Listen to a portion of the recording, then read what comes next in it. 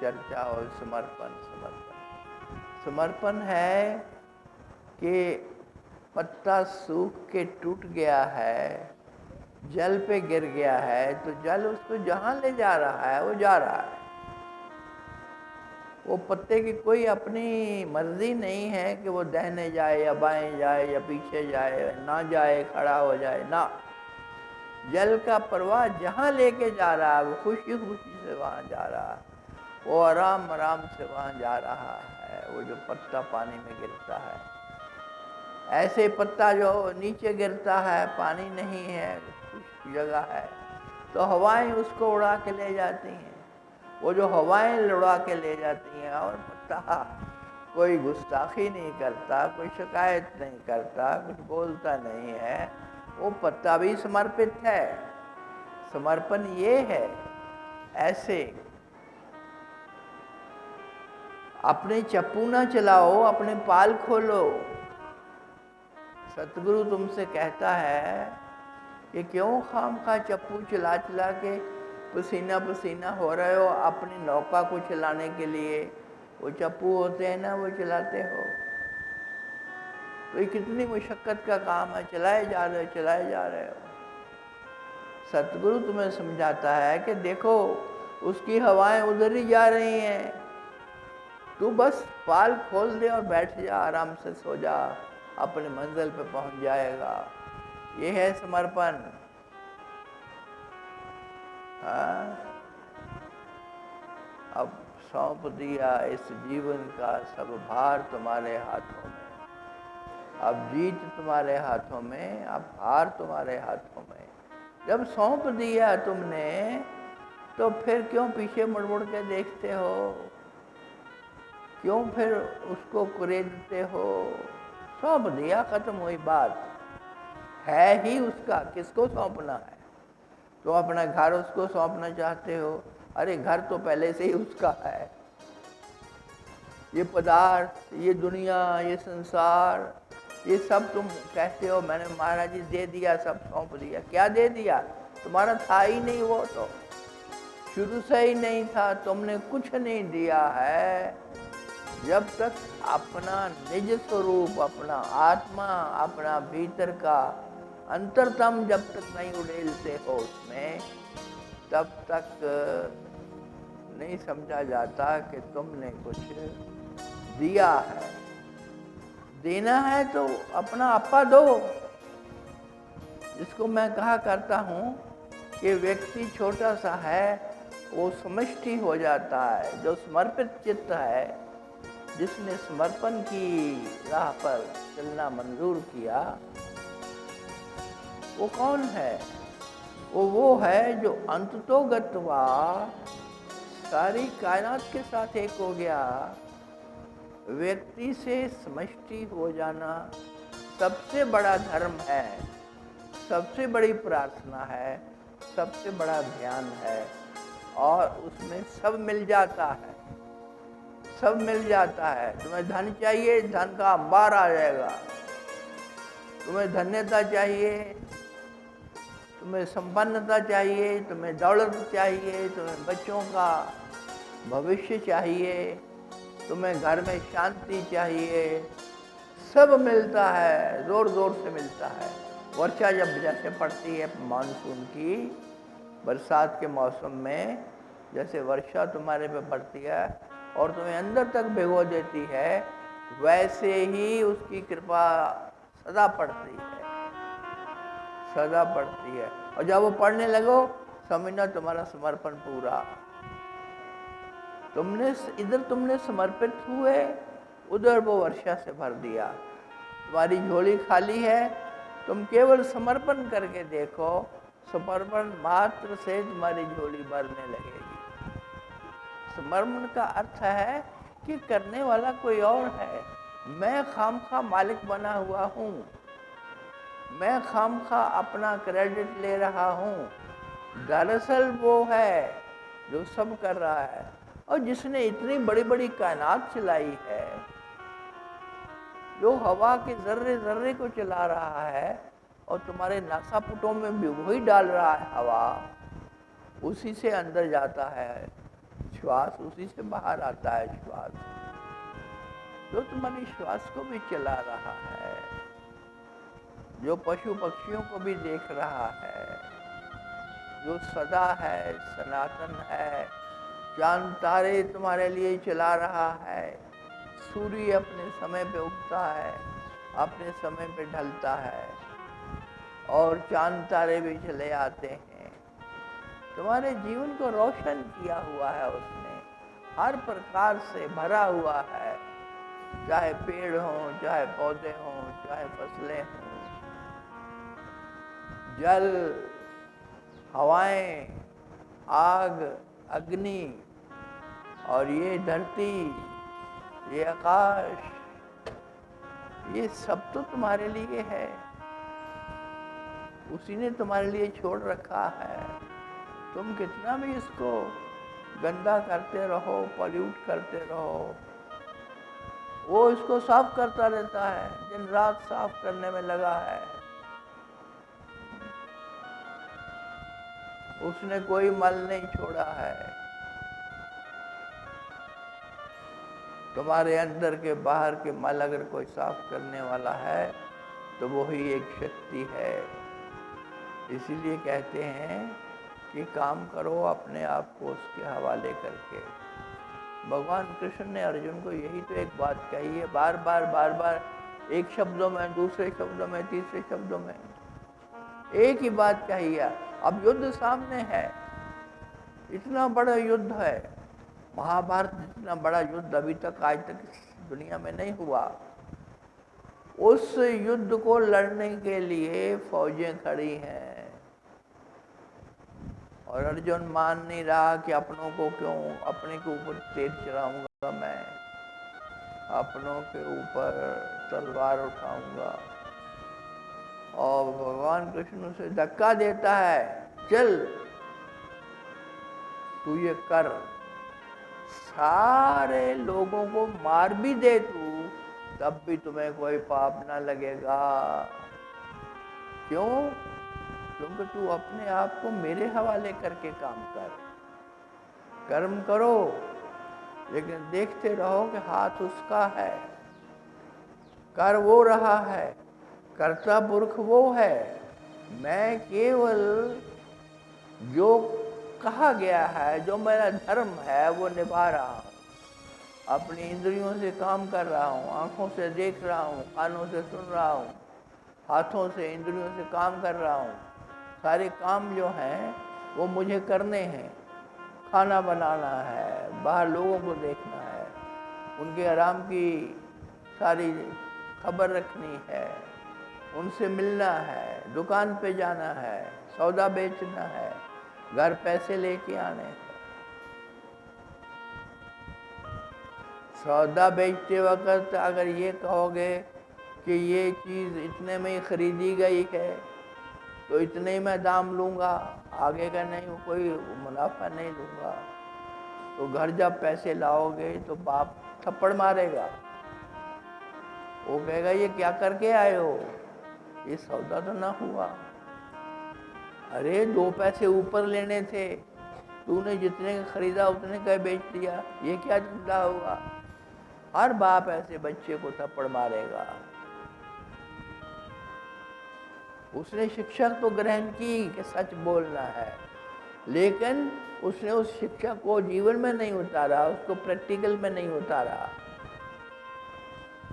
तो परमात्मा कहते हैं, भगवान कहता है, तुम्हारा अल्लाह, तुम्हारा खुदा, तुम्हारा मेहरबान, वो परवरदिगार तुमसे कहता है कि तू काम कर, तू लड़ाई भी लड़, लेकिन अगर तूने अपने मन को मेरे पास दे दिया है, अपना अंतरतम मेरे में लगा हुआ है, तो तुम्हें कोई पाप ना लगेगा। तस्मात् सर्वेषु कालेषु माम अनुस्मर युद्ध च। हे अर्जुन, तू मुझे याद रख हमेशा, कभी नहीं भूलना, सोते वक्त भी नहीं भूलना, जागते वक्त भी नहीं भूलना, और लड़ाई लड़। और तुझे कोई पाप न लगेगा। ये बड़ी अनूठी बात है कि किसी को तुम मच्छर भी मारते हो तो पाप लगता है, और जो निमित्त मात्र है, जो समर्पित है, उसके लिए छुट्टी है, वो सारी दुनिया मार दे तब भी कोई पाप न लगेगा। समर्पण की ये खूबी है। जब तुमने अपने आप को उसके हवाले कर दिया तो मारने वाला तो वो हुआ। सुंदरकांड में तुमने सुना होगा कि हनुमान जी चले जाते हैं सीता को ढूंढते ढूंढते, और सुंदरकांड में वो मिलती है वहाँ पर अशोक वाटिका में। वो जो वाटिका है वहाँ बड़े फल लगे हुए हैं, सुंदर सुंदर फल लगे हुए हैं। तो हनुमान जी को भूख लगती है, वो भूख से व्याकुल हैं और फलों को तोड़ के खाना चाहते हैं, लेकिन नहीं तोड़ सकते बिना उसके हुक्म के। तो सीता माता के पास जाते हैं कि मुझे ये फल खाने हैं। तो पता वो माता क्या जवाब देती है? रघुपति चरण हृदय धरी तात मनु फल खाओ।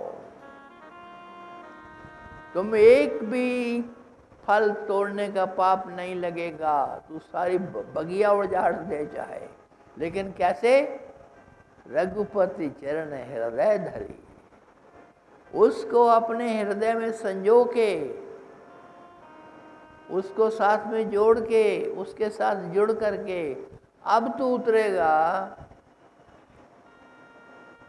अपने जगत में, अपने संसार में, तो जो मर्जी कर, जो मर्जी ले। ये बहुत बड़ी कला है और बहुत बड़ा ये एक सीक्रेट है, एक गुप्त विद्या है ये। अगर ये समझ में आ जाए तो काम बन जाता है। सभी लोग सुनने वाले थे, सभी थे वहाँ। ये ज्ञान सुनने वाले बहुत लोग थे, जिन्होंने नहीं सुना वो पढ़ते रहे, लेकिन समझा एक, और उसी ने अपने जीवन में उतारा और वो पार हो गया। वो पार हो गया, वो किसी नरक में नहीं जला, वो स्वर्गों के भी पार हो गया। तो एक ही चीज़ समझने वाली है कि ये जगत उसका है, बनाया उसने है, चला वो रहा है, देखभाल वो कर रहा है। तुम्हारी भी, तुम भी उसी जगत का एक छोटा सा कण हो जो दिखाई भी नहीं देता। खुर्दबीन से भी, ये माइक्रोस्कोप से भी तुम दिखाई नहीं देते, इतने छोटे हो इस जगत के लिए। तुम्हारी भी वो देखभाल कर रहा है दिन रात दिन रात दिन रात। बस तुम्हें वो याद रहे, उसकी याद में बने रहो, तो कुछ और संध्या पूजा प्रार्थना करने की तुम्हें ज़रूरत नहीं है, क्योंकि तुम दिन रात उसके साथ हो, तुम दिन रात वहीं हो। यही सतगुरु तुम्हें फार्मूला देता है। और उसने कहा कि अगर तुम उसको नहीं पहचान पाते, उसका आभास नहीं होता है, तुम्हें पता नहीं लगता कि वो कौन है, कहाँ है, क्या है। संतों ने तो कह दिया वो अलख है, वो अगम है, वो अनाम है, वो चिंत्य है, वो ग्राही है, वो अप्राप्य है। उसको कोई प्राप्त नहीं कर सकता, उसको कोई ग्रहण नहीं कर सकता। तो फिर उसी परमात्मा ने दया करके अपने पैगंबर भेजे तुम्हारे बीच में, अपने सतगुरु भेजे तुम्हारे बीच में। वो अपना ही साकार रूप बना के, ताकि तू ले चल उनको।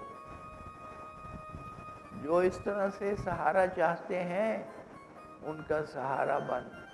अभी बोल रहे थे गुरुर ब्रह्मा गुरुर विष्णु गुरुदेव महेश्वरा, कि गुरु ब्रह्म है, गुरु विष्णु है, गुरु महेश्वर है, सारे देवी देवताओं की शक्ति लिए हुए है, और उनसे भी पार का रखता है अधिकार। गुरुर् ब्रह्मा गुरुर् विष्णु गुरुदेव महेश्वरा, गुरु साक्षात परब्रह्म। उस ब्रह्म से जो परमात्मा है, जिसको तुम सारी सृष्टि का रचयिता कहता है, उसके भी पार की जो अवस्था है वो गुरु अवस्था है, वो गुरु तत्व है, वो गुरु तत्व है। आज एक गुरु का दिन है, जगन्नाथ जी महाराज, उनकी चर्चा में ये रखा गया है सत्संग। तो गुरु क्या है? तुम्हारी सुविधा के लिए एक साकार रूप परमात्मा ने दे दिया। एक नहीं अनेक रूप में वो आ गया। कई राम हो गए, कई कृष्ण हो गए, कई राम और रहीम हो गए, कई कृष्ण और कन्हैया हो गए और करीम हो गए, कई जीसस हो गए, कई अल्लाह हो गए, आ गए बन करके उन्हीं का रूप।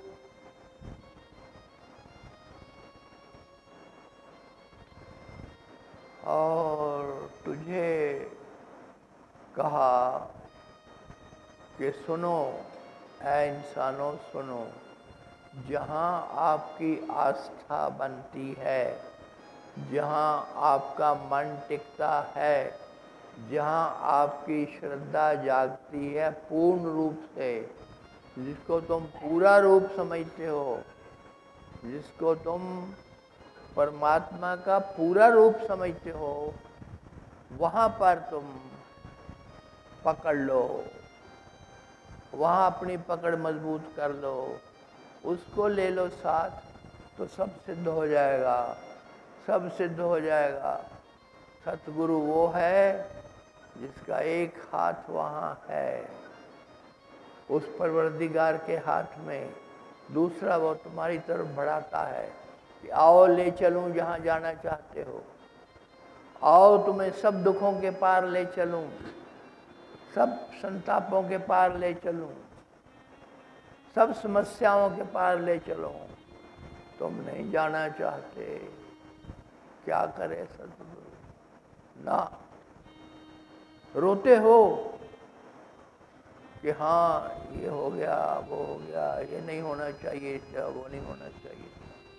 लेकिन जब वो बात करता है चलो मेरे साथ, तो तुम पीछे हट जाते हो। कितने लोग हैं जो सतगुरु के हाथ में हाथ देना चाहते हैं? हैं कुछ लोग, कर लो नीचे हाथ, हाथ देने को तुम तैयार हो, हाथ नजर नहीं आता,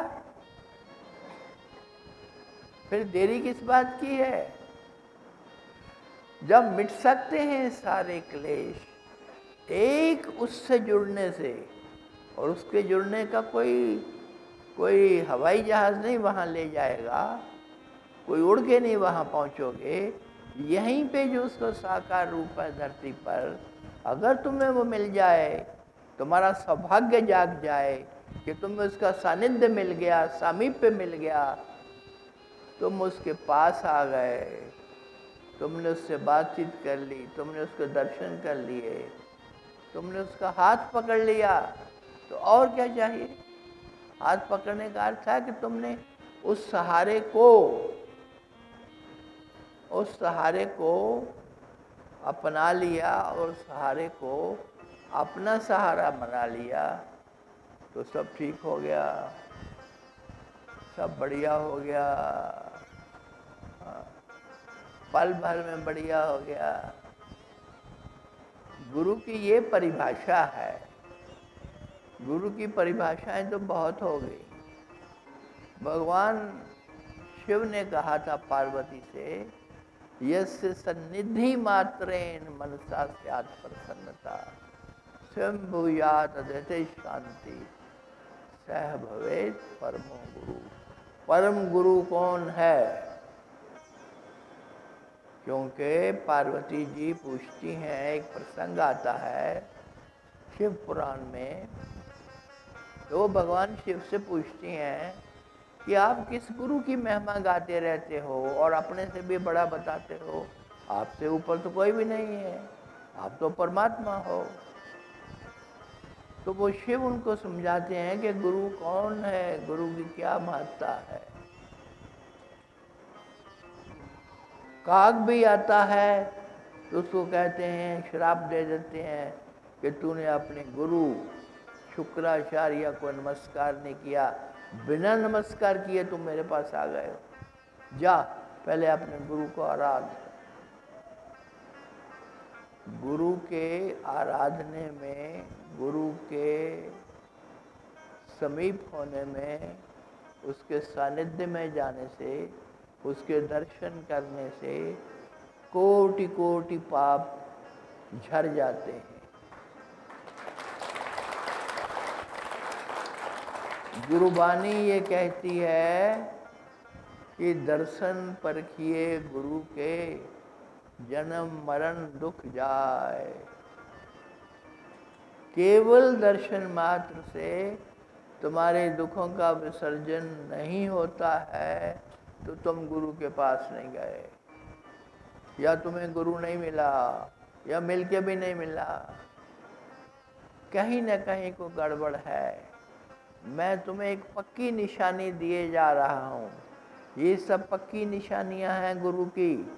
तुम कहते हो गुरु को कैसे पहचाने। अभी उस दिन आने वाले ये पूछ रहे थे, कैंप में आए थे कि महाराज जी सतगुरु का पता कैसे लगे। मैंने कहा कहाँ आए हो, क्यों आए हो, अगर पता ही नहीं किसी सतगुरु का, पहले जान के आओ, पहचान के आओ, कहाँ जा रहे हो और क्या मिलेगा वहाँ। और मैंने कहा था कि जब तक पूर्ण प्राप्ति नहीं हो जाती एक द्वार से, समझना वह द्वार झूठा है, वो काम का नहीं है, वो काम नहीं करेगा। द्वार तो एक ही है, वो है परम तत्व, परमात्म तत्व का। द्वार तो एक ही है, वो परवरदिगार का। द्वार तो एक ही है, उसी कायनात के, सारी कायनात के मालिक का। वो एक है, द्वार भी एक ही है, वही एक द्वार है, वहीं से सब मिलता है। लेकिन उस द्वार की शक्ल बदल जाती है जब तुम्हें वो दिखाई नहीं देता है। जो तुम्हारी श्रद्धा होती है वैसी शक्ल आ जाती है सामने। उस द्वार की निरंतर शक्ल, उसका रूप बदल रहा है हर एक इंसान के लिए।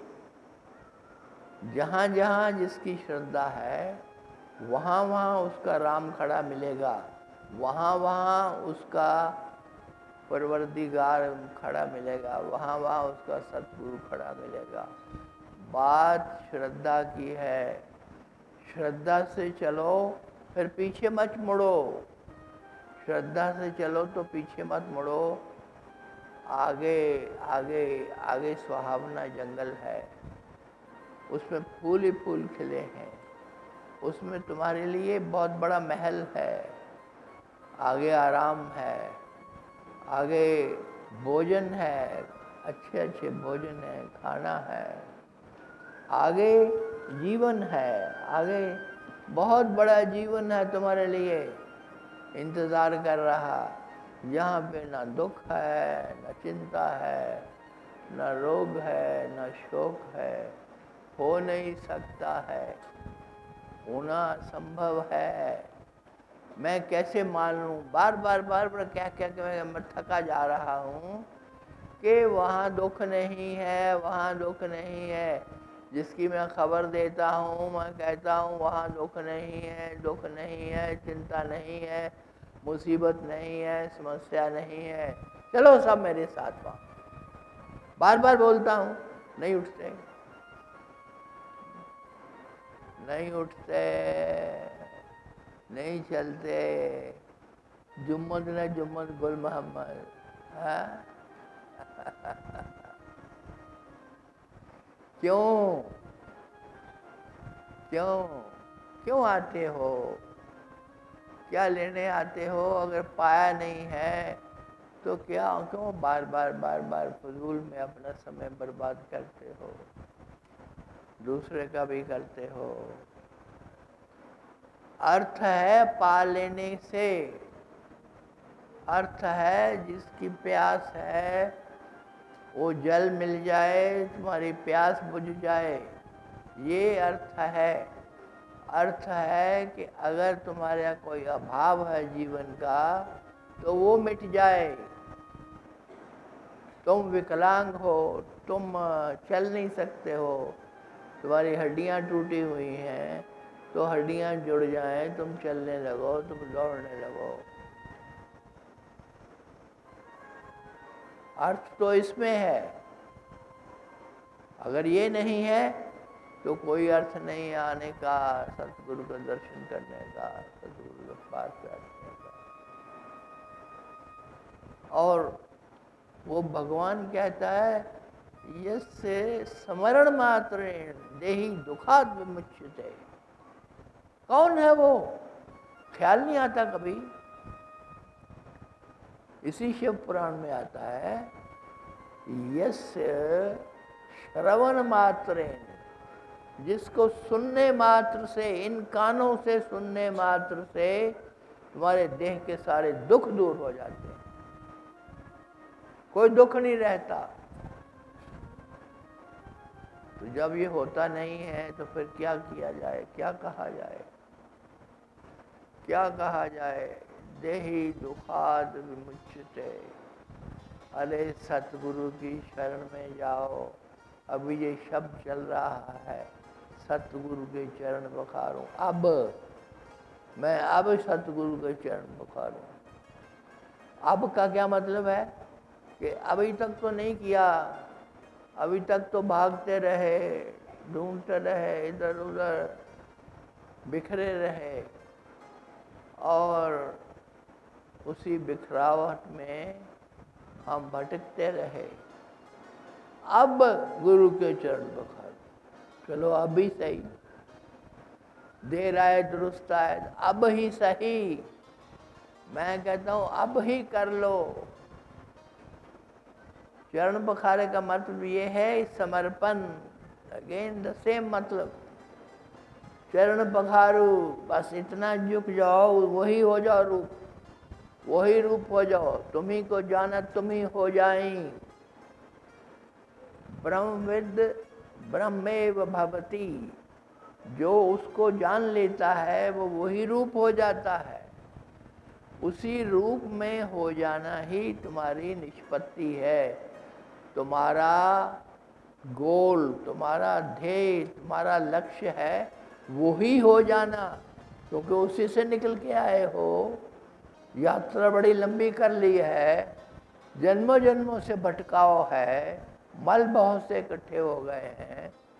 अब वही बनना है, वही बनना है। और बनते ही तुम पाओगे रोग कहाँ गया, शोक कहाँ गया।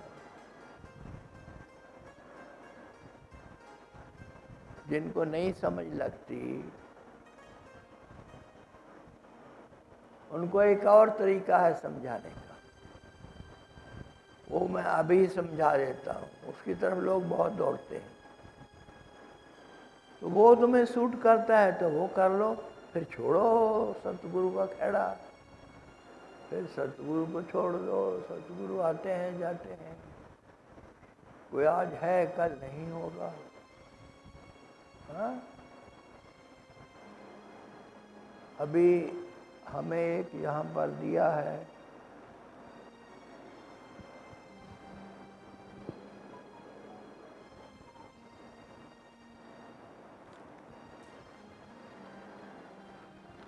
ये हमारे इंदर अग्रवाल जी हैं, ये भी किसी आचार्य से कम नहीं है। ये जो काम कर रहे हैं आपको पता ही है, इसका जवाब नहीं है। अगर ये ना करें तो मेरी आवाज़ आप तक नहीं पहुंच सकती। और दूसरी बात, इंदर जी आओ इधर। और दूसरी बात ये है कि ये चैनल के ज़रिए और ये जो आपको मिलता है, आप टेलीफोन है ना, उसके ऊपर कई चैनल्स हैं, उनके ज़रिए से ये मेरे शब्द आप तक पहुंचाते रहते हैं। ये कितनी बड़ी बात है। कोई पूछ रहा था महाराज जी पुस्तक नहीं मिलती, उनको बताओ कौन सी पुस्तक है, ये पुस्तक भरी हुई है इन्होंने, शब्द ही शब्द है, सत्संग ही सत्संग है। रोज के सत्संग रोज मिलते हैं। इंदर अग्रवाल जी, आपका किन शब्दों से धन्यवाद करूं।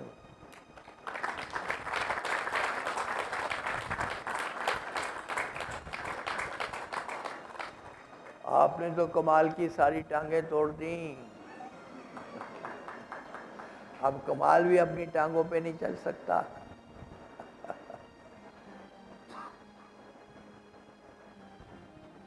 आपने सवाल तो आप करते ही रहते हो, आपने सवाल किया है योग निद्रा।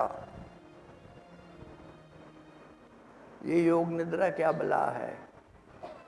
ये कुछ भी नहीं है, ये कुछ भी नहीं है।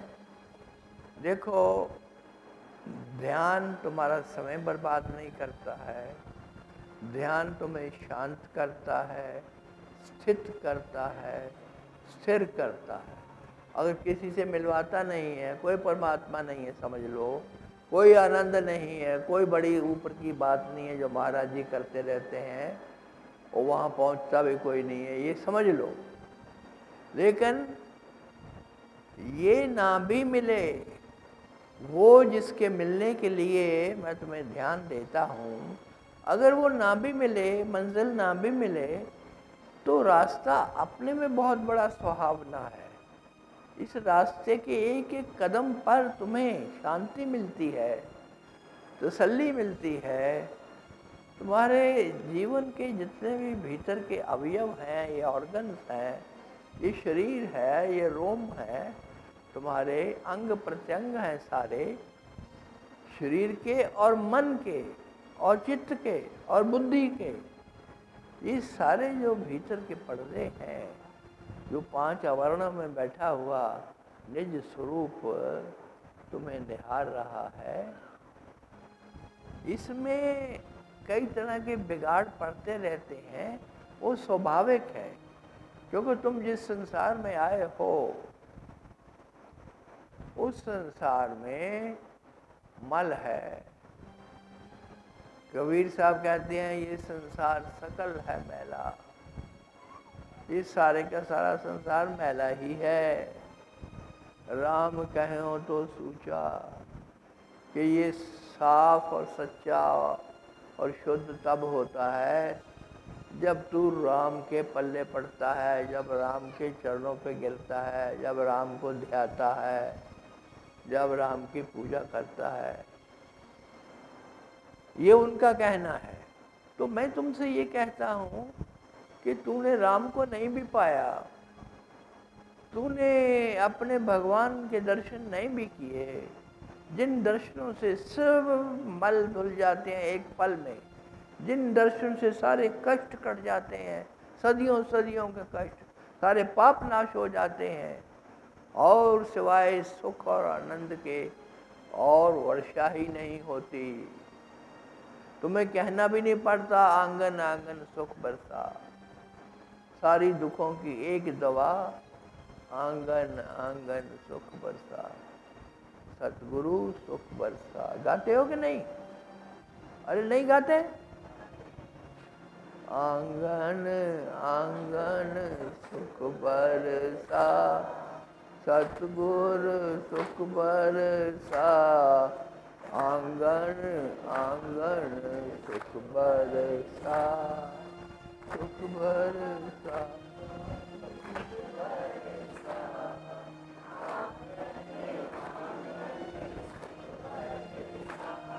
सारे दुखों की एक दुआ, आंगन आंगन सुख बरसा।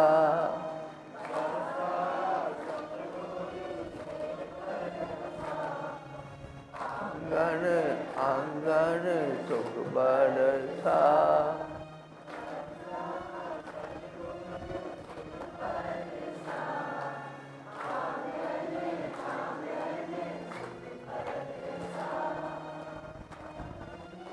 तो सुख बरसता है, कौन बरसाएगा? वही जो सबका मालिक है, जिसका रिप्रेजेंटेटिव सतगुरु बन के आया है, जिसका प्रतिनिधि के तौर पर सतगुरु तुम्हारे सामने होता है, तो उसी से पुकार है, सुख बरसा, सुख बरसा, सुख बरसा। सुख की ही लालसा है। कहीं भी चले जाओ, कुछ भी कर लो, कुछ भी बन जाओ, प्राइम मिनिस्टर, प्रेसिडेंट से भी ऊपर चले जाओ, दुनिया के मालिक बन जाओ, लेकिन अगर सुखी नहीं हो तो किसी काम का नहीं, दो कौड़ी का। और सुख नहीं है उनमें, सुख ना मिलेगा। बड़े से बड़े भी बन करके तुम सुखी नहीं हो सकते। दुख में इजाफा हो सकता है, वो हुआ है लोगों का, दुख में इजाफा हुआ है। पूछो जाके दुनिया के सबसे ताकतवर इंसानों से, जो इस वक्त दुनिया के सबसे ताकतवर इंसान हैं, उनसे पूछो कितना सुख वो पा रहे हैं। उनको चिंताएं छोड़ती ही नहीं, न रात को नींद है, न दिन में चैन है, और फिर भी वो सुख मांगते हैं। हर इंसान हर अवस्था में, हर हालत में, हर स्टेज पर, हर आयु में सुख मांगता है, सुख मांगता है, सुख मांगता है। और तुम गाते हो, आंगन आंगन सुख बरसा, आंगन आंगन सुख बरसा। और जब वो बरसने लगता है तो बस तुम मौज में उस वर्षा में नहाते हो, उस सुख में झूमते हो, उस सुख में नाचते हो, गाते हो, बजाते हो। ये है जीवन। सुख का मिलना सबसे प्राथमिक चरण है। कुछ मिले ना मिले, लेकिन सुख जरूर मिले। और वो सुख जो दुनिया का है वो तो थोड़ा आता जाता है, इसलिए हमने एक बड़ा शब्द दे दिया, आनंद। आनंद परमात्मा का ही नाम है। आनंद का अर्थ होता है वो सुख जो आकर के जाता नहीं है, जो सदा रहता है, सम रहता है। तुम्हारे जीवन में आनंद ही आनंद। पीछे मुड़ो तो आनंद, आगे जाओ तो आनंद, बाएं जाओ तो आनंद, दाहिने जाओ तो आनंद, उड़ो तो आनंद, नीचे डूबो तो आनंद, सब जगह आनंद और हर हाल में आनंद। चाहे वृद्धावस्था है, चाहे बचपन है, चाहे महिला हो, चाहे कोई पुरुष हो, उसका कोई नहीं लेन देन इससे। आनंद तुम्हें मिलता है, आनंद मिलता है। वही हम बार बार कहते रहते हैं ना, आनंद परमानंदा सुबोध स्वम सुखम चर। यही गोल है, यही अंत का गोल है कि इंसान उस आनंद को पाले, और आनंद को पाते ही वो उसी जैसा हो जाता है जैसा कि परमात्मा है। ये बहुत बड़ी उड़ान है। हम छोटी छोटी चीज़ों से खुश हो रहे हैं, दुकान मिल जाए, मकान मिल जाए, गाड़ी मिल जाए, पैसा मिल जाए, दौलत मिल जाए, बच्चा मिल जाए, शादी हो जाए और सब जगह खुशी रहे। हम इनसे परच जाते हैं, छोटे छोटे खिलौनों से बच्चा रीझ जाता है, लेकिन उससे पूछते नहीं हो कि वो चाहता क्या है। उसने ये टूटने वाले खिलौने नहीं कभी चाहे थे। वो जिस चीज़ को चाहता है वो अलग है। कितने खिलौने, वो कहानी तुमने सुनी है ना, बच्चा गुम हो जाता है, गुम हो गया तो तरह तरह के खिलौने लाते हैं लोग उसको परचाने के लिए। ऐसे बजाते हैं, कोई छनछना बजाता है, कोई ऊपर से और खिलौना ले आता है, कोई मशीन चलाता है, कोई चाबी दे करके हवाई जहाज़ चलाता है उसके सामने, उसको खुश रखने के लिए, क्योंकि वो गुम हो गया, माँ बाप है नहीं। वो रोता है, रोता है, रोता है, कोई इंसान उसको खुश नहीं कर पा रहा। बेशुमार खिलौने दे दिए हैं, वो बच्चा चुप नहीं होता है। उसको एक ही फरियाद है, माँ की, माँ माँ माँ माँ माँ। माँ को ढूंढता है,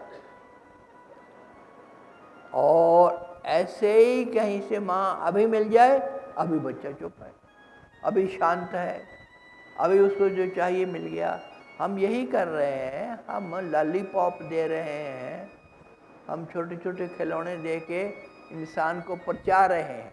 कल भी मैंने कहा उसको परचा रहे हैं कि चलो ठीक है, होगा होगा, अब ये ले ले, अब ये ले ले, अब ये ले ले, अब इतने में गुजारा कर ले।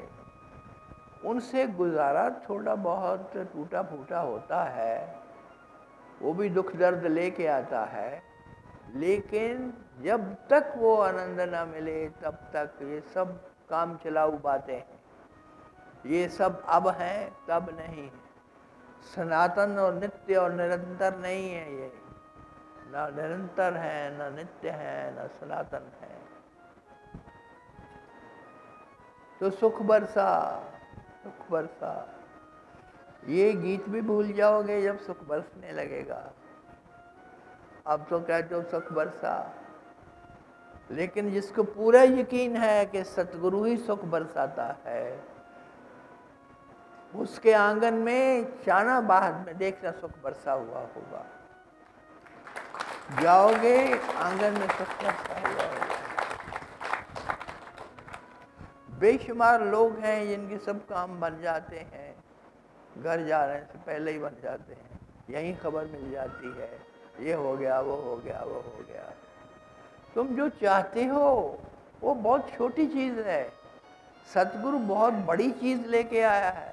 सतगुरु एक वो लेके आया है जो नायाब है, जो इस संसार में मिल भी नहीं सकती, लेकिन तुम्हें चाहिए खिलौना, छोटा मोटा खिलौना, वो मुंह में देने वाला एक जो रोते बच्चे को दे देते हैं। इन चीज़ों से इंसान खुश है, इंसान परच जाता है, लेकिन कितने समय के लिए? अब परच गया, अब ठीक हो गया, फिर खराब होगा, फिर जाएगा। तो जो सुन सकते हैं सतगुरु की आवाज़ वो सुने। रास्ता एक ही है, रास्ते बांटो नहीं, चाहे वो ज्ञान मार्ग है, चाहे वो भक्ति मार्ग है, चाहे वो कर्म मार्ग है, चाहे वो ध्यान मार्ग है, चाहे वो राजयोग है। अनंत किस्म के लोगों ने नाम दे दिए, रास्ता एक ही है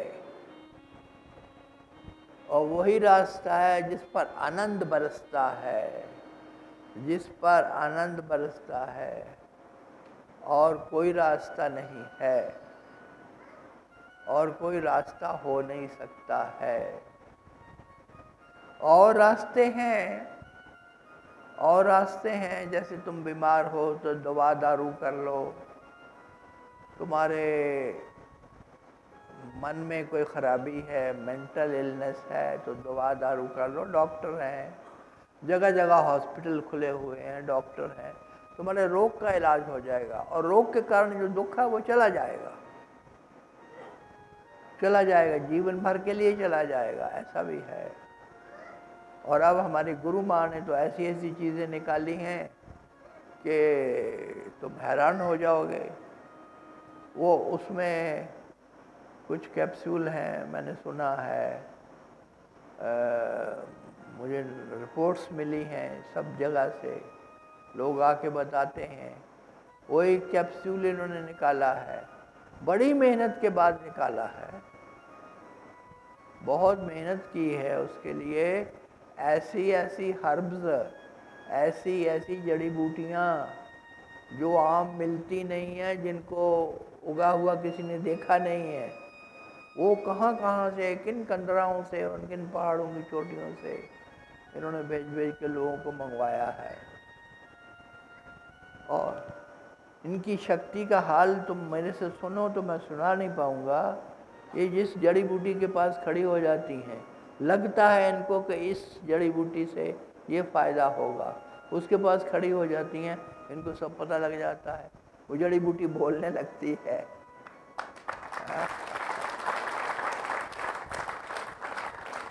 जैसे हमने धन्वंतरी का सुना था ना कि धन्वंतरी योगी थे, वो बूटी के पास जाते थे और बातें करते थे, करीब करीब वैसा ही है। ये किसी भी पत्ते पे ध्यान देंगे, पत्ते की बातें सब पता लग जाएंगी। आज इनको एक एक पत्ता जो यहाँ लगा हुआ है उसके गुण धर्म का पता है, और इन्होंने चुना है, वो चुने हैं पत्ते, वो चुनी हैं डालियाँ, वो चुने हैं बीज, जिनसे असाध्य से असाध्य रोग भी ठीक होते हैं।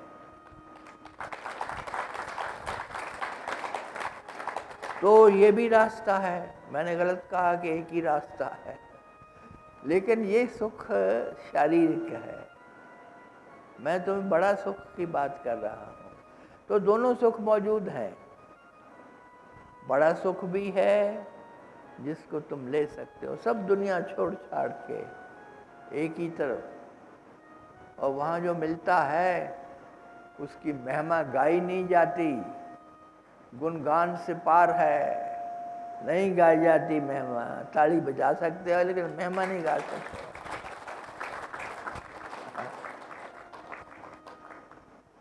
तेरी महिमा गाई न जाए, किस मुख से गाऊं, गुरु महिमा आगम अपार, किस मुख से गाऊं। वो गाई नहीं जाता, गाया नहीं जाता, वो कहा नहीं जाता, वो शब्दों में नहीं समाता। और इन्होंने बनाते वक्त वो चीज़ें, कुछ तेल बनाए हैं, कुछ पुड़ियाँ, कुछ कैप्सूल, जैसे भी बन पाया। अब इनके पास साधन तो है नहीं, मशीनें तो है नहीं, तो जैसे भी आपका दुख दर्द देख के हर दूसरा आदमी दर्द से रोता है, हर दूसरा आदमी अपनी मुसीबत लेके आता। माता जी ये चलता नहीं, महाराज जी घुटना नहीं चलता, महाराज जी ये बल पड़ गया है, ठीक नहीं होता, रात को सोया नहीं जाता, दर्द है। शरीर ही समस्या बन गया, अपना ही शरीर। और शरीर के भीतर जो मन है, जो बुद्धि है, जो तुम्हारा चित्त है, वो बिगड़ने लगे। और वो बिगड़ते हैं, डॉक्टर तो मौजूद हैं, साइकोथेरापिस्ट हैं, साइकोलॉजी के बहुत बड़े बड़े डॉक्टर और प्रोफेसर हैं, तो वो तुम्हें साइकियाट्रिक ट्रीटमेंट भी देते हैं जिससे तुम्हारी बुद्धि ठिकाने आ जाए, कहीं की याददाश्त चली गई है। लेकिन एक दवाई जो जिसका मैं जिक्र कर रहा हूँ, 2-3 बनाई हैं, सभी की सभी कारगर हैं, तो उनकी रिपोर्ट्स बहुत अच्छी आ रही हैं। तो आप इस बारे में गुरु माँ से भी बात कर लेना है, मेरे पास गुरु माँ बोलेंगी, गुरु माँ भी बताएंगी आपको कि वो है क्या। अगर आपको उससे फ़ायदा हो सकता है शारीरिक या मानसिक, तो बहुत अच्छी बात है, उससे फ़ायदा लेना चाहिए, फ़ायदा उठाना चाहिए। लेकिन याद रखो, ये सब सुख अस्थाई हैं, स्थाई सुख वही है। तुम्हें राजमहल मिल जाए, तुम प्राइम मिनिस्टर से प्रेसिडेंट बन जाओ देश के, तुम उससे भी बड़े बन जाओ, तो सारी दुनिया को चलाने वाले बन जाओ,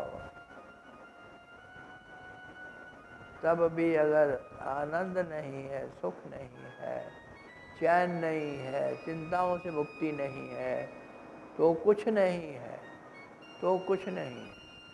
तो ये जो रास्ता वो बताते हैं एक ही रास्ता है, इस पे चलने से अगर ना भी मंजिल मिले, किसी के दर्शन ना भी हो, ना सतगुरु के ना परमात्मा के, एक ही बात है, दोनों के एक ही बात है, लेकिन दर्शन ना भी हो, वो आनंद जिसकी हम बात करते रहते हैं सारा दिन, वो ना भी मिले, उसका थोड़ा हिस्सा ना भी मिले, तो ये मार्ग पर चलना अपने में इतना सुखदायी है, इससे तुम्हारी चलन जो है उसमें शांति आ जाती है, तुम्हारी इंद्रियों में, तुम्हारे अवयवों में, तुम्हारे अंग प्रत्यंग में एक अपार शांति जो तुमने पहले नहीं जानी वो उतरती है।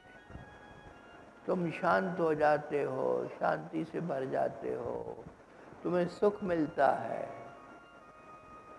तुम्हें सुख मिलता है, तुम आराम से रहने लगते हो। आती है मुसीबत, टल जाती है, आती है मुसीबत, तुम्हें दुखी नहीं करती है। तो इस तरह की उपलब्धियां भी इस मार्ग में हैं, जो चलते हैं इस मार्ग पर, चाहे थोड़ा ही चले हैं, चाहे 10 कदम चले हैं, 4 कदम चले हैं, उसका भी फर्क पड़ेगा, क्योंकि तुरंत इसका असर आपके शरीर पर, आपके मन पर तुरंत होता है। ध्यान का असर शरीर पर, मन पर तुरंत होता है। वो सीधे होने लगते हैं, जो टेढ़ापन है वो जाने लगता है, बीमारियां दूर होने लगती हैं, शांति बढ़ने लगती है, शांत वातावरण और ज़्यादा आपको उसमें ले जाता है। तो क्या ये बुरा सौदा है? और इंद्र अग्रवाल जी कह रहे हैं योग निद्रा एक निद्रा है जिसमें तुम जागते रहते हो, कि निद्रा में सो के क्यों वक्त जाया करना। सारी जिंदगी सोते रहे, अभी भी आदमी सो रहा, उठ जाग मुसाफर भोर भाई, अब रैन कहाँ जो सोता है। कईयों के लिए रैन ही है, सारी रैन है, जिंदगी सारी रैन है, और वो सोते रहते हैं। तो सोने से समय बर्बाद होता है, इसमें कोई शक नहीं, जीवन कटता है। एक आदमी को हम जानते हैं, उसने 80 साल अपनी जिंदगी के केवल सो के गुजारे हैं, केवल सोया रहा है। अब वो 82, 83 के 84 का है, 2-3 साल ही जागा होगा अपनी सारी जिंदगी में, तो वो सोता रहा। अब उसने भी जाना है, जाने ही वाला है, लेकिन वो सो के चला गया, उसका किसी ने कुछ बिगाड़ा नहीं है।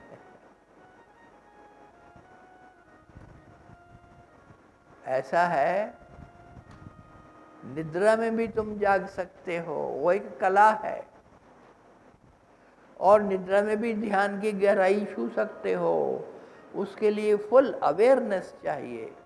वो जो हम एक कदम दिया करते हैं तुम्हें, कि वो awareness, super conscious state of super consciousness, full awareness, fully awakened state, सोए हुए भी तुम जागते हो। उसका तरीका ये है कि जैसे तुम लेटते हो, शवासन में पहले लेटना है और अपने आप को पूरा शिथिल कर देना है, पाँव से सिर तक, सिर से पाँव तक। फिर जो भी ध्यान तुम्हें दिए गए हैं, या जिस ध्यान का तुम अभ्यास बैठ के करते हो, उसी ध्यान का अभ्यास यहाँ करना है, त्रिकुटी पर। त्रिकुटी पर करते करते करते करते तुम सो जाओगे, नींद आ जाएगी। दूसरे दिन फिर करो, तीसरे दिन फिर करो। अभ्यास करते करते एक दिन ऐसा आएगा कि तुम सो नहीं रहे हो, तुम जाग ही रहे हो, और तुम्हारा ध्यान लग गया है, तुम्हें सब पता है, फुल अवेयरनेस है। जब सुबह उठोगे तो बड़े फ्रेश होगे, सारी रात सोए हो, लेकिन सारी रात ध्यान में बीती है। ये अभ्यास का मौजू है, और बार बार अभ्यास करना पड़ेगा। शवासन में लेट जाओ और तुरंत अपने आज्ञा चक्र पर ध्यान ले जाओ, और उसी पे ध्यान जमाए हुए, करना कुछ नहीं है, कोई मंत्र जाप नहीं करना, किसी का स्वरूप नहीं देखना, किसी सतगुरु को यहाँ नहीं धारना, बस कुछ नहीं करना है, केवल लेट जाना है। लेकिन इसको देखते रहना, नींद आए तो जाग जाओ, इसको देखो, नींद आए तो जाग जाओ, इसको देखो। ये ज्ञान चक्षु को, नींद आने लगे तो जाग जाओ, इसको देखो। बार बार प्रैक्टिस करने से तुम टिक जाओगे यहाँ, ऐसे टिक जाओगे, ऐसे जैसे चुंबक खींचता है कोई, खींच जाओगे यहाँ, और शरीर विश्राम करने लगेगा। अचानक तुम पाओगे कि शरीर विश्राम कर रहा है और तुम यहाँ हो, और एक समाधि सी लग गई है। वो समाधिस्थ अवस्था है योग निद्रा। लेकिन उसमें यह है कि नींद का भी आपने फायदा उठा लिया, सोने के समय का भी आपने फायदा उठा लिया, आपने ज़ाया कुछ नहीं किया। ये बहुत सुंदर अभ्यास है। इसमें सोए सोए ध्यान है। ध्यान करते करते सोना और सोए सोए ध्यान करना। योग हो जाता है, उससे पहले यहाँ योग करो अपने इधर, और इधर करते करते ऐसे जम जाओगे, ऐसे जम जाओगे, ऐसे जम जाओगे, एकदम कड़की होगी। ऐसे कड़क कड़क कोई करेगा तो तुम बिल्कुल बंधन मुक्त हो जाओगे, एक दूसरी दुनिया में, जहाँ न शरीर है न मन है, न शरीर है मन है। तुम हो, पूरी जागरूकता में हो, जागरूकता पूरी है, तुम हो, तुम देख रहे हो, तुम सुन भी रहे हो, तुम्हें सब आभास है। उस जागृत अवस्था में, पूर्ण जागृत अवस्था में देखा गया है कि वो सुपर कॉन्शियस स्टेट है। वो सुपर कॉन्शियस स्टेट है, उसमें रहना, उसमें रहना। मुझे याद आता है कि एक राजा का वजीर मर गया। उसका बड़ा लायक वजीर था, बड़ा काबिल था, सारे काम करता था, बड़ा योग्य था, लेकिन वो मर गया, मरना था एक दिन। तो शरीर चला गया उसका, वो वजीर का। तो अब उन्होंने शुरू की खोज, कहे नए वजीर की, कोई अच्छा वजीर ढूंढो। तो जितने भी दरबारी थे, उन दरबारियों पे नज़र गई राजा की, और राजा ने एक कमेटी बनाई बड़े अच्छे अच्छे प्रबुद्ध लोगों की, कि ये कमेटी ढूंढ करके लाएगी उसको जो वजीर के काबिल हो, जो अगला वजीर बने। कुछ लोग नाराज़ भी हुए, दरबारी कहने लगे हमारा हक बनता है, हम सीनियर हैं, हम सीनियर हैं। वो सीनियरिटी जूनियरिटी जो ज़िंदगी में चलती है वो वहाँ भी है।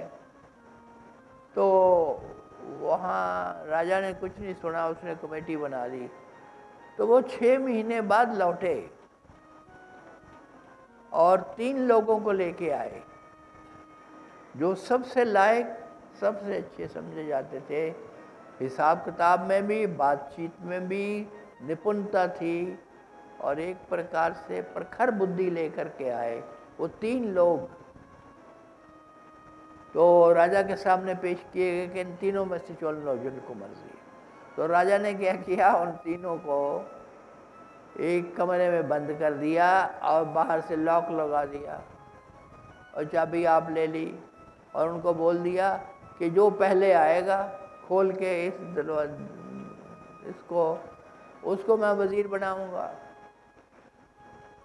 अब वो लॉक लगा गया है, चाबी उसकी जेब में है, राजा की जेब में, और लोग अंदर हैं, कोई रास्ता नहीं निकलने का। और राजा कह गया है उन लोगों से, 3 लोगों से, कि जो सबसे पहले निकल के आएगा इस जगह से, इस कमरे से, वो वजीर बनेगा। चाबी मैं नहीं दूंगा, चाबी मेरे पास।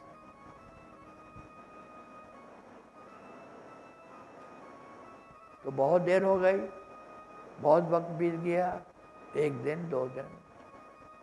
तो राजा गया वहाँ। राजा ने जाके देखा कि वहाँ तो बड़ी ज़बरदस्त दौड़ लगी हुई है।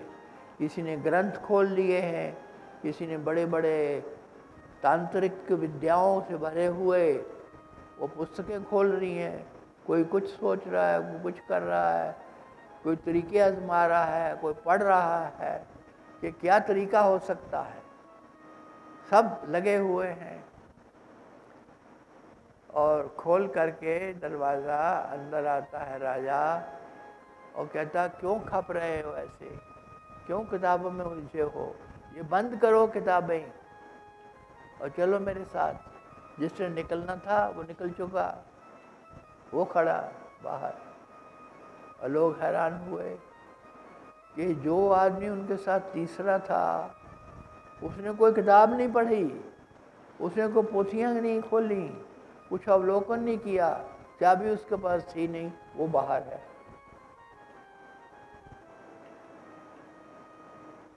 उसी को वजीर बनाया गया।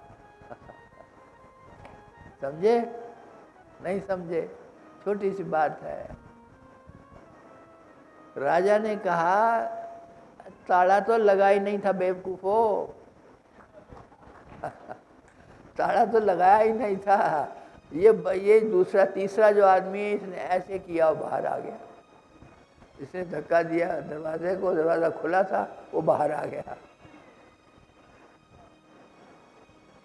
ऑब्जर्वेशन, अवेकन्ड सेल्फ, जिसका अपना भीतर रोशन है, जो रोशन ज़मीर है, जो देखता एक आंख से है लेकिन देख लेता 1000 आंखों से है और समझ जाता है उनका सबका, उसको सुपर कॉन्शियस स्टेट कहते हैं। कि वो आम जागृत अवस्था में नहीं है, वो पूर्ण जागृत अवस्था में सबसे ऊंचा है। वो जिसकी है नज़र, वो जिसका है चलन, वो बाहर निकल जाता है। ऐसे ही योग निद्रा है। योग निद्रा में आपको बहुत ही होशियार रहना पड़ता है। यूं ही शरीर सोने लगे, आंखें सोने लगे, फौरन सचेत हो जाओ, फौरन सचेत हो जाओ और अपने लक्ष्य पर आ जाओ। ये जो आज्ञा चक्र है, ये जो तीसरा नेत्र है, इस पे अपनी सारी तवज्जो को टिका लो, टिकाए रखो, टिकाए रखो। फिर नींद आएगी, टिकाए रखो। एक दिन ऐसा आएगा अभ्यास के बाद, ये अभ्यास से सिद्ध होती है योग निद्रा, कि आप अपने आप को पाओगे कि आप जाग रहे हो, नींद भी पूरी हो गई है और जाग रहे हो और सब पता है आपको। वो बड़ा अच्छा समय होता है। उस समय आप सारे ब्रह्मांड का चक्कर लगा सकते हो। उसको आप जो सोई हुई दुनिया है उसकी भी खबर ला सकते हो।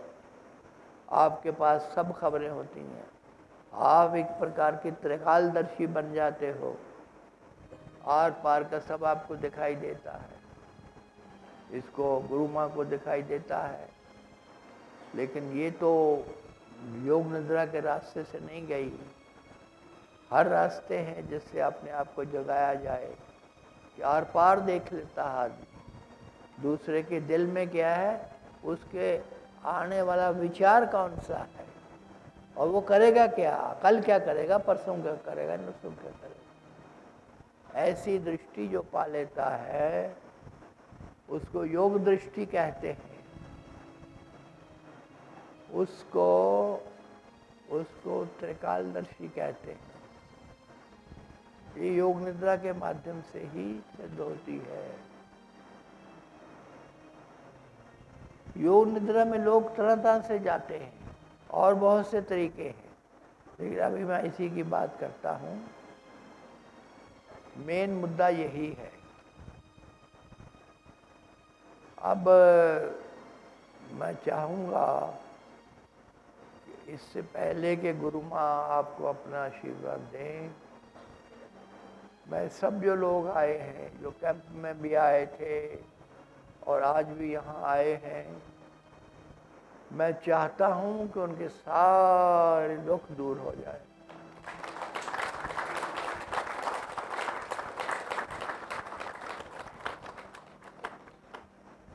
चाहता ही नहीं हूँ, हृदय से उनके अंदर झाड़ू फेर देना चाहता हूँ। सब गया, सब चिंताएं मिट गई, सब समस्याएं हल हो गई। अब नोट करना है इस बात को, समस्याएं हल करने वाला आपके साथ साथ जाएगा जहां भी आप जाओगे।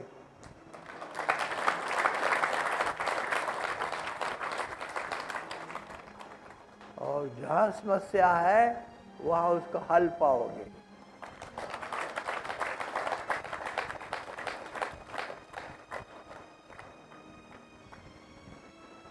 सबको मेरे हृदय से आशीर्वाद। सबको राधा स्वामी, राधा स्वामी।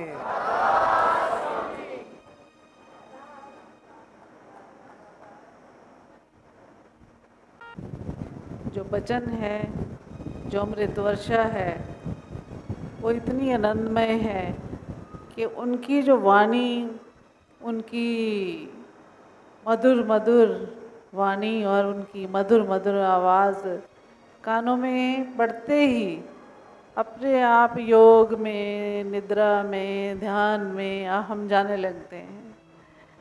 और उनकी जो विदाई की जो आवाज़ है, मधुर सी आवाज़, जैसे कोई मानो संगीत होता है, ऐसे हवाओं पे, जल पे तैरता हुआ संगीत होता है। इस तरह से वो पूरी कायनात में छा जाता है। और ऐसे से सतगुरु का आशीर्वाद किसी के दुख दूर ना करे, ये हो नहीं सकता।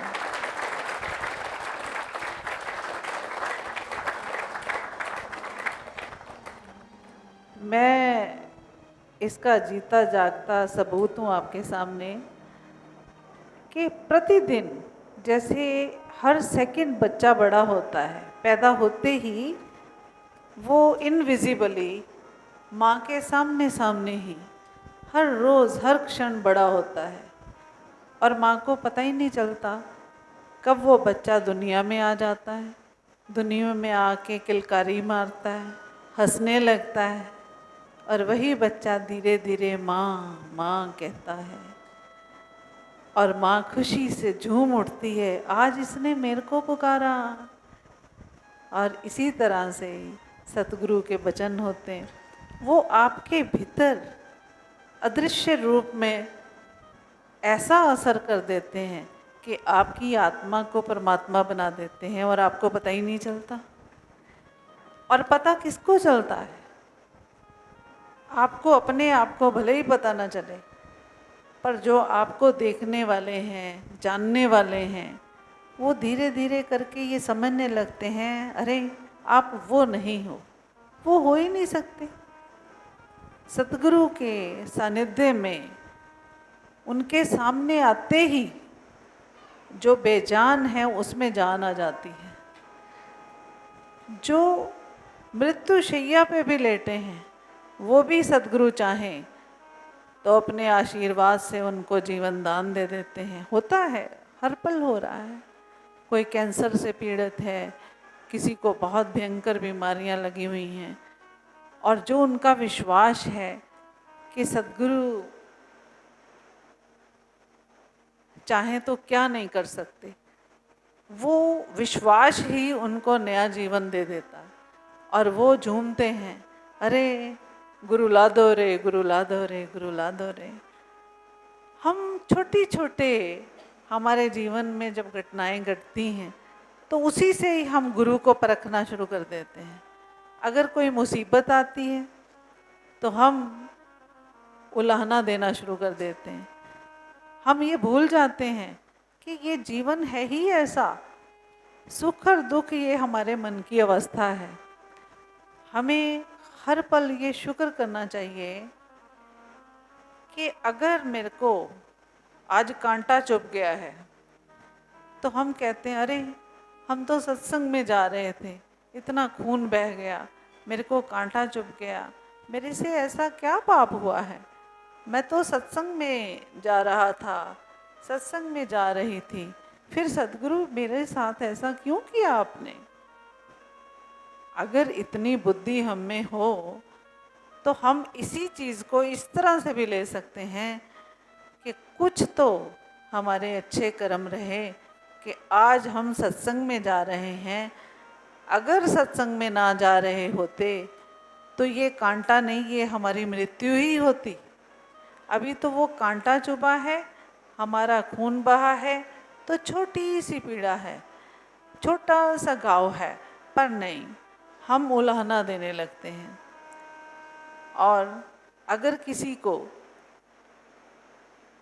सतगुरु के पास जाकर के कोई ऐसी न्यूज़ मिल जाती है जिसमें वो बहुत प्रसन्न हो जाता है, जैसे हमारे आचार्य ज्योत्सना जी जिनकी इंट्रोडक्शन पिताजी ने दी, वो सत्संग में अभी कैंप में, मेडिटेशन कैंप में थे, दूसरा ही दिन था तो उनको न्यूज़ आई कि उनका जो मकान है पुणे में वो निकल आया है, उनको मिल गया है, और वो खुशी से झूम रहे थे।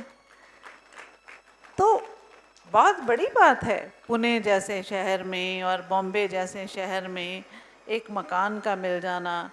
और फिर जगह जगह से जब ना होती है तो मेडिटेशन कैंप में आते ही उनके जो मन में था वो पूरा हो गया। ये कोई छोटी बात नहीं है।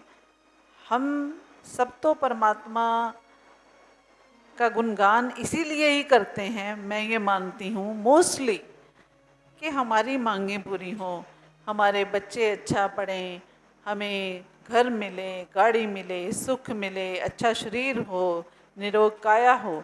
पर इसी बीच में जब एक ऐसी घटना घटती है जिससे आप दुखी हो जाते हैं, तो जो ब्लेसिंग्स हैं, जो काउंटलेस ब्लेसिंग्स हैं, उनको हम भूल जाते हैं। और वो जो एक अप्रिय घटना जो कि हर एक के जीवन में आज नहीं तो कल घटती है, कभी समय पे कभी असमय, तो हम सतगुरु को उलाहना देना शुरू कर देते हैं। इसी को कहते हैं पॉजिटिव एंड नेगेटिव थिंकिंग। अगर चाहें तो हम उसको पॉजिटिव में ले सकते हैं, और अगर हमने फॉल्ट फाइंड करने हैं तो हर चीज़ को नेगेटिव नेगेटिव नेगेटिव में ले सकते हैं। जैसे एक राजा था, उसकी एक आंख और एक उसकी टांग, अपाहिज था, वो जन्म से ही अपाहिज था। तो वो रोज वहाँ महल की गैलरी से गुजरता और वहाँ पे जो अपने बुजुर्ग, अपने पूर्वज, उनकी बड़ी बड़ी पेंटिंग्स लगी हुई होती, और उन पेंटिंग्स में उनके द्वारा जो उपलब्धियाँ थीं उनको दर्शाया हुआ होता।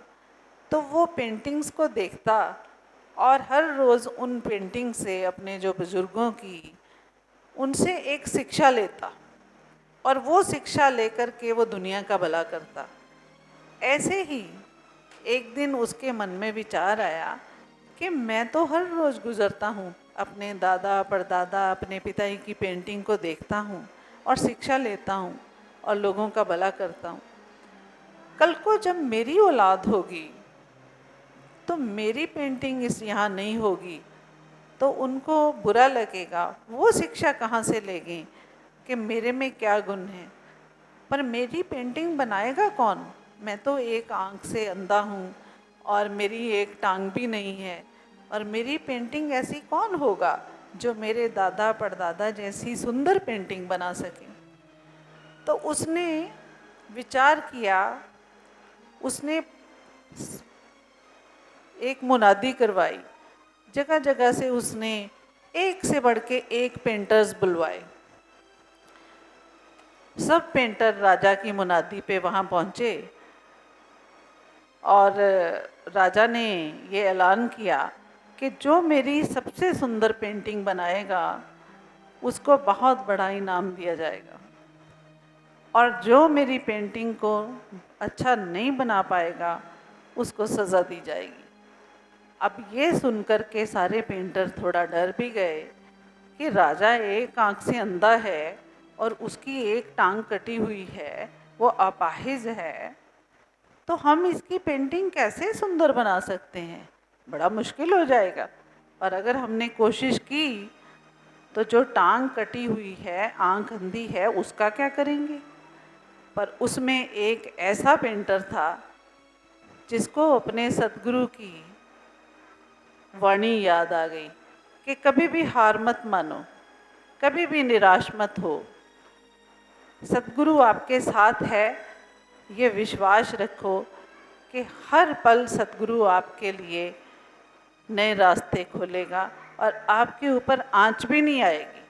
वो सत्संग में जाता और सतगुरु की वाणी सुनता, उसमें ये जो शब्द थे वो उसके दिमाग में उसी टाइम उन्होंने एक गूंज दी और उसको उत्साहित दिया कि तुम ये पेंटिंग बना सकते हो और बहुत खूबसूरत पेंटिंग बनाओगे। तो उसने हाथ खड़ा कर दिया। अब जब उसने हाथ खड़ा किया तो बाकी पेंटर बड़े परेशान हुए, अरे अब तो इसकी मृत्यु पक्की है, ये बेवकूफ़ कैसे इस राजा की पेंटिंग बना सकता है। पर वो विश्वास से भरा हुआ था। क्यों? उसके सतगुरु ने उसके हृदय में ये गूंज डाली कि तुम ये पेंटिंग अवश्य बनाओगे और बहुत खूबसूरत पेंटिंग बनाओगे। उसकी पॉजिटिव सोच को सतगुरु के जो वो वाणी थी उस मुश्किल घड़ी में उसने जगाया। अब राजा बहुत खुश हुआ। राजा ने उसको महल का सबसे खूबसूरत कमरा और सारा सामान मुहैया करवाया और उसको 1 महीने का समय दे दिया। उसकी सेवा, उसका पानी, हर चीज़ का इंतज़ाम कर दिया। बाकी पेंटर उठ के चले गए ये सोच के कि अब ये बचेगा नहीं। अब देखो नेगेटिव सोच, ये होता है सतगुरु की वाणी सुनने का असर। और जो लोग सोचते हैं कि सत्संग में जाना बेकार है, समय खराब है, आज नहीं मैं कल चला जाऊंगा, पता नहीं कब आपके लिए उस मुश्किल घड़ी का सतगुरु के मुख से एक ऐसा शब्द निकलेगा जो आपके जीवन को बदल देगा। अब पेंटर ने पेंटिंग बनाई, 1 महीना लगा। महीने के बाद वो पेंटिंग बनके तैयार हो गई। अब सबको फिर से बुलाया गया और उस पेंटिंग को पेंटर ने बहुत बड़े हॉल में लगा दिया, उसके ऊपर कपड़ा डाल दिया। अब राजा आएगा और उस कपड़े को हटाएगा। राजा आए, खुशी खुशी आए और मन में ये भी सोच रहे हैं कि इसने मेरी आँख का और मेरी टांग का क्या किया होगा, पेंटिंग कैसी दिख रही होगी। ऐसे राजा सोचते सोचते वहाँ बैठे हुए थे। टाइम हुआ, घंटा बजा, तो राजा ने उठ कर के उस पेंटिंग के ऊपर से जब पर्दा उठाया तो वो पेंटिंग को देख कर के पूरे हॉल में एक सन्नाटा छा गया। सब लोग हैरान, राजा भी हैरान। उसने पेंटर ने क्या किया था कि जो राजा की टांग कटी हुई थी और जो आँख से अंधा था, राजा को एक घोड़े पे बिठा दिया और उसका साइड पोज दिया। कटी हुई टांग घोड़े के उस तरफ कर दी और जो आँख उसकी अंधी थी और उसके राजा के हाथ में तीर कमान पकड़ा दिया। और जब हम तीर चलाते हैं तो एक आँख को बंद कर लेते हैं, स्वाभाविक है। तो वो राजा निशाना लगाते हुए उस पेंटर ने बड़ी ही चालाकी से, बहुत ही सतगुरु का ध्यान करते हुए, ध्यान में जाके अपनी योग निद्रा, जैसे जिस महाराज जी ने कहा कि वो एक शक्ति जो सतगुरु ने उसके भीतर भरी थी, बड़ी ही समझदारी से ये पेंटिंग को अंजाम दिया।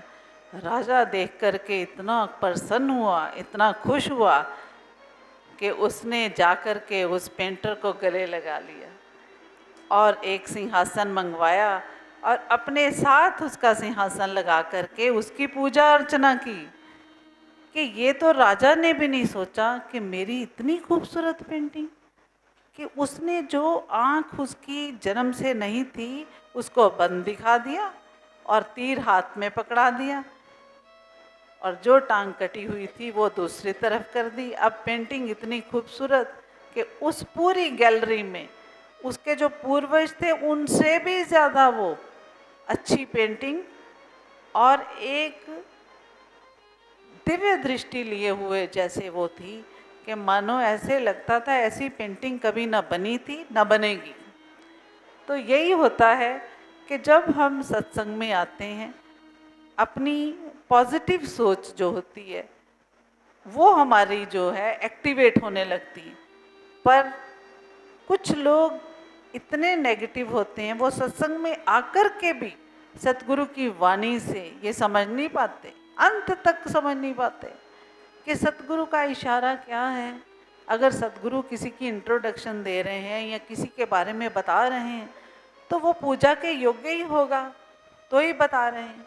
अगर किसी को सतगुरु अपने मुख से उसका नाम भी ले रहे हैं तो वो शख्स कितना महान, कितना उत्तम होगा, उसमें कितनी शक्तियाँ होंगी, कितना उसकी पूजा और भक्ति जो है ट्रांसपेरेंट होगी, कि सतगुरु ने इतनी भरी सभा में उसका नाम पुकारा या उसके बारे में बात की।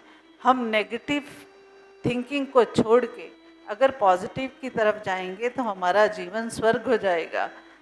अभी जैसे महाराज जी ने कहा गुरु माँ ने कुछ दवाइयाँ बनाई हैं, ऐसा नहीं है, ये भी महाराज जी की कृपा और करुणा का, कि महाराज जी ने ही ये प्रेरित किया मुझे।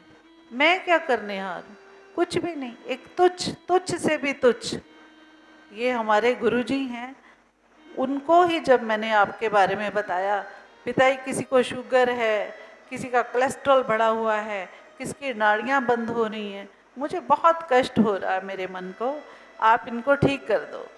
जैसे एक बच्चा जिद करता है, पिताजी इनको ठीक कर दो, इनको तंदुरुस्त कर दो, तो पिताजी ने अपना हाथ उठा करके मेरे को कहा कि बेटा इनको ठीक करने का तरीका हमारे इर्द गिर्द ही है, ये जो पेड़ पौधे मैंने लगाए हैं इन्हीं के बीच में से इलाज ढूंढ लो और मेरे बच्चों को ठीक कर दो।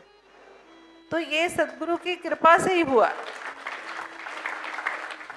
और जिन कैप्सूल्स का पिताजी जिक्र कर रहे हैं, करीब करीब हर दूसरा बंदा शुगर से पीड़ित है, करीब करीब हर दूसरा बंदा कोलेस्ट्रॉल हाई है, हर तीसरे बंदे को बीपी हाई है, किसी को पाइल्स हैं। बिकॉज हमारा खान पान, हमारी दिनचर्या, टेंशन, उसकी वजह से ये बीमारियां हमारे अंदर जो जन्म ले चुकी हैं। किसी को कब्ज़ है, हर दूसरे बंदे को कब्ज़ है, क्योंकि खाना पीना ठीक नहीं है, हेल्दी फूड किसी को अच्छा नहीं लगता।